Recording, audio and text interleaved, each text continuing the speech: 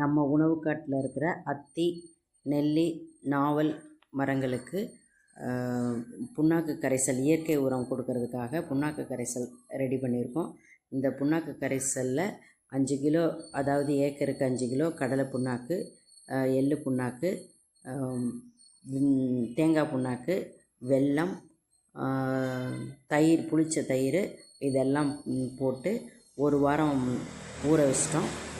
ஒரு 10 நாள் கிட்ட ஆயிடுச்சு. நான் கொஞ்சம் புளிப்பு வாசம் வந்ததுக்கப்புறம் இந்த காட்டுக்கு விடுறதுக்காக ரெடி பண்ணியிருக்கோம். இதை புளிச்ச அதை கரைசலை ஸ்ப்ரே பண்ணால் நல்லாயிருக்கும்னு சொன்னாங்க. நம்மளுக்கு மரங்களுக்கு ஸ்ப்ரே பண்ணுறதுக்கு கொஞ்சம் காஸ்ட் எஃபெக்டிவாக இருக்காதுங்கிறதுனால நம்ம ட்ரிப்லேயே விடுறோம்.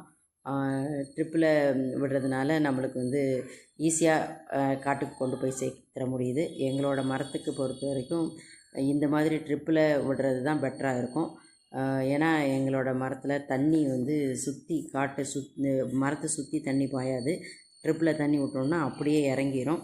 அதனால் நம்ம சுற்றி விடணுன்னா நம்ம சுற்றி போட முடியும். ட்ரிப்பில் விட்டுட்டோன்னா தண்ணி போகிற இடத்துல பாஞ்சிருங்கிறதுனால இந்த மாதிரி சூஸ் பண்ணியிருக்கோம். இந்த புண்ணாக்கு கரைசலை விடுறதுக்கு 10 நாள் ஆகிருக்கு. இந்த அளவுக்கு நல்லா புளிச்சு வந்திருக்கு, நல்லா கரைஞ்சிருக்கு.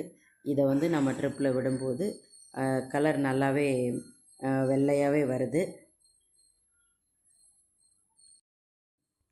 ட்ரிப்பு வழியாக நம்ம இந்த மாதிரி இயற்கை உரங்கள் விடும்போது அதாவது கேட் வாலுக்கு பக்கத்தில் இருக்கிற மரங்களுக்கு தான் வெள்ளையாக போகும். அதாவது முழுசாக எல்லா சத்தும் போகும், லாஸ்ட்டில் இருக்கிற மரத்துக்கு போகாது அப்படின்னு ஒரு சிலர் சொன்னாங்க.